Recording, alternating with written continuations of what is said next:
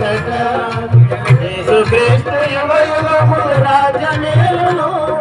యేసుక్రీస్తు యుగ యుగం రాజ్యమేలును నిత్యరాజ్యమందు నీవు ఆనందించు నిత్యరాజ్యమందు నీవు ఆనందించు వెనుకమైన బ్రతుకు పైన తపన ఎందుకు నాది నాది నాదనే వాదనెందుకు వెనుకమైన బ్రతుకు పైన తపన ఎందుకు నాది నాది నాదనే వాదనెందుకు